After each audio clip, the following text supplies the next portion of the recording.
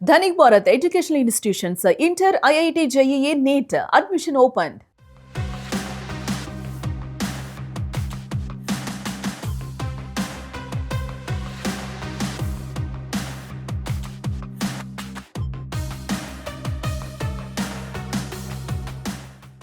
కేవలం 25 ఏళ్ల వయసులోనే ఎమ్మెల్యే కుర్చీలు కోట్లకు ఆశపడే రాజకీయంలో సామాజిక వర్గ ఆత్మగౌరవం కోసం పోరాటాలు, జాతి హక్కుల కోసం పాలకుల గుండెల్లో వణుకు పుట్టించే నిర్ణయాలు. అసలు ఎవరి ముద్రగడ మంత్రి పదవులను సైతం తృణప్రాయంగా వదిలేసి ఆమరణ దీక్షలనే ఆయుధాలుగా మార్చుకున్న ఆయన ధైర్యం వెనుక ఉన్న అసలు కథేంటి? ఏపీ రాజకీయ చరిత్రను సైతం తన పోరాటాలతో మలుపు తిప్పిన ఆ మహానేత సుదీర్ఘ ఉద్యమ ప్రస్థానం ఎలా సాగింది? ముద్రగడ పద్మనాభం రాజకీయ ప్రస్థానం ఆయన పుట్టుకతోనే ముడిపడింది.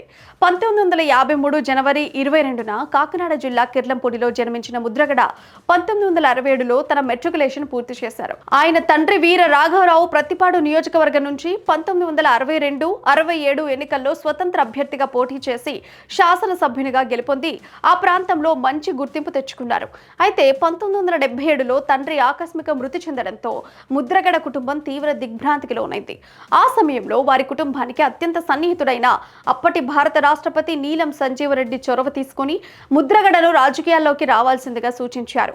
అలా కేవలం 25 ఏళ్ల అతి చిన్న వయసులోనే 1978లో జనతా పార్టీ తరఫున ప్రతిపాడు నియోజకవర్గం నుంచి పోటీ చేసి తొలిసారి ఎమ్మెల్యేగా గెలిచి అసెంబ్లీలో అడుగుపెట్టారు. ఆ తర్వాత రాష్ట్ర రాజకీయాల్లో వచ్చిన మార్పుల నేపథ్యంలో దివంగత ముఖ్యమంత్రి నందమూరి తారక రామారావు స్థాపించిన తెలుగుదేశం పార్టీ వైపు ముద్రగడ మొగ్గు చూపారు. 1983-1985 ఎన్నికల్లో ప్రతిపాడు నుంచి టీడీపీ తరఫున పోటీ చేసి వరుస విజయాలు సాధించారు. ఆయన చొరవను, నాయకత్వ లక్షణాలను గుర్తించిన ఎన్టీఆర్ తన మంత్రివర్గంలో ముద్రగడకు ఎక్సైజ్ రవాణా శాఖ మంత్రిగా కీలక బాధ్యతలు అప్పగించారు. అయితే మంత్రిగా పనిచేస్తున్న సమయంలో తన ఆత్మ గౌరవానికి భంగం కలిగిందనే కారణంతో ఏమాత్రం వెనకాడకుండా తన మంత్రి పదవికి, పార్టీకి ఆకస్మికంగా రాజీనామా చేసి అప్పట్లో రాష్ట్ర వ్యాప్తంగా పెద్ద సంచలనం సృష్టించారు. పదవుల కంటే ఆత్మ గౌరవమే ముఖ్యమని నిరూపించిన ఆయన ఆ తర్వాత కాలంలో ప్రజారక్షణ సమితి, తెలుగునాడు వంటి సొంత రాజకీయ వేదికలను ఏర్పాటు చేసి తన ప్రత్యేకతను ఎప్పటికప్పుడు చాటుకున్నారు. 1980వ దశకం చివరి నాటికి ముద్రగడ పద్మనాభం జాతీయ పార్టీ అయిన కాంగ్రెస్ వైపు అడుగులు వేశారు. 1988లో అప్పటి ప్రధానమంత్రి రాజీవ్ గాంధీతో కలిసి కత్తిపూడిలో ఒక భారీ బహిరంగ సభను నిర్వహించి అధికారికంగా కాంగ్రెస్ పార్టీలో చేరారు. 1989లో జరిగిన సాధారణ ఎన్నికల్లో కాంగ్రెస్ తరఫున ప్రతిపాడు నుండి పోటీ చేసి 4వసారి ఎమ్మెల్యేగా విజయం సాధించారు. ఆ తర్వాత ఏర్పాటైన మర్రి చెన్నారెడ్డి కేబినెట్లో మంత్రిగా చేరి కీలక బాధ్యతలు నిర్వహించారు. అయితే 1994 ఎన్నికల్లో ప్రతిపాడు నుంచి కాంగ్రెస్ అభ్యర్థిగా బరిలోకి దిగిన ముద్రగడకు తొలిసారి ఓటమి రుచి చూడాల్సి వచ్చింది. ఆ తర్వాత 1990వ దశకం ముగిసే సమయానికి భారతీయ జనతా పార్టీ సిద్ధాంతాల వైపు ఆకర్షితులైనప్పటికీ ఆనాటి రాజకీయ సమీకరణాల వల్ల 1999లో తిరిగి తెలుగుదేశం పార్టీలో చేరారు.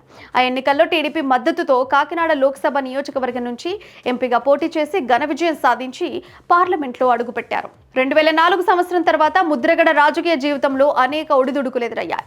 2004లో కాకినాడ నుంచి మరోసారి ఎంపీగా పోటీ చేసిన ఓటమి చవి చూశారు. ఆ తర్వాత 2009లో పిఠాపురం అసెంబ్లీ స్థానం నుంచి కాంగ్రెస్ అభ్యర్థిగా, 2014లో మళ్లీ తన సొంత గడ్డైన ప్రతిపాడు నుంచి స్వతంత్ర అభ్యర్థిగా పోటీ చేసినప్పటికీ విజయ తీరాలకు చేరలేకపోయారు. దీంతో ఆయన ప్రత్యక్ష ఎన్నికల రాజకీయాలకు కొంతకాలం పాటు దూరంగా ఉండాలని నిర్ణయించుకున్నారు. అయితే సుదీర్ఘ విరామం తర్వాత 2024 సార్వత్రిక ఎన్నికలకు సరిగ్గా ముందు ఆయన వైఎస్ఆర్ కాంగ్రెస్ పార్టీలో చేరి మళ్లీ యాక్టివ్ అయ్యారు. ప్రస్తుతం ఆయన కుటుంబంలో భిన్నమైన రాజకీయ ధోరణులున్నాయి. ఆయన చిన్న కుమారుడు గిరిబాబు ప్రతిపాడు నియోజకవర్గ వైసీపీ సమన్వయకర్తగా కొనసాగుతుండగా కుమార్తె క్రాంతి మాత్రం జనసేన పార్టీలో కీలక నాయకురాలిగా కొనసాగుతున్నారు. ఎన్ని పార్టీలు మారినా, ఎన్ని పదవులు చేపట్టినా ముద్రగడ పద్మనాభం అనగానే అందరికీ గుర్తొచ్చేది ఆయన నడిపిన కాపు రిజర్వేషన్ ఉద్యమమే. కాపు సామాజిక వర్గానికి వెనుకబడిన తరగతుల జాబితాలో చేర్చాలనే ఒకే ఒక్క డిమాండ్తో ఆయన తన జీవిత కాలంలో ఏకంగా 7 సార్లు ఆమరణ నిరాహార దీక్షలు చేపట్టారు. ముఖ్యంగా 2016లో తుని వేదికగా ఆయన నేతృత్వంలో జరిగిన కాపు ఐక్య గర్జన సభ ఆంధ్రప్రదేశ్ చరిత్రలోని ఒక సంచలనంగా నిలిచింది. ఆ సభ సందర్భంగా అక్కడ చోటు చేసుకున్న రత్నాచల్ ఎక్స్ప్రెస్ రైలు దహనం ఘటన రాష్ట్ర వ్యాప్తంగా తీవ్ర ఉద్రిక్తతలకు దారితీసింది. ఆ తర్వాత తన స్వగ్రామమైన కిర్లంపూడిలో ఆయన చేపట్టిన వరుస ఆమరణ దీక్షలు, గృహ నిర్బంధాలు నాటి తెలుగుదేశం ప్రభుత్వాన్ని సైతం వణికించాయి. తన జాతి హక్కుల కోసం ఎంతటి త్యాగానికైనా ప్రాణాలనైనా పణంగా పెట్టే నాయకుడిగా ఆయన కోట్లాది మంది గుండెల్లో నిలిచిపోయారు. రాజకీయాల్లో మాట తప్పని నైతికతకు, పట్టుదలకు ముద్రగడ పద్మనాభం ఒక నిలువెత్తు నిదర్శనంగా నిలిచారు. 2024 ఎన్నికల ప్రచారంలో భాగంగా పిఠాపురం నియోజకవర్గంలో జనసేన అధినేత పవన్ కళ్యాణ్ ను ఓడిస్తానని సవాల్ విసిరారు. ఒకవేళ అక్కడ కూటమి అభ్యర్థి గెలిస్తే తన పేరును మార్చుకుంటానని బహిరంగంగా ప్రకటించారు.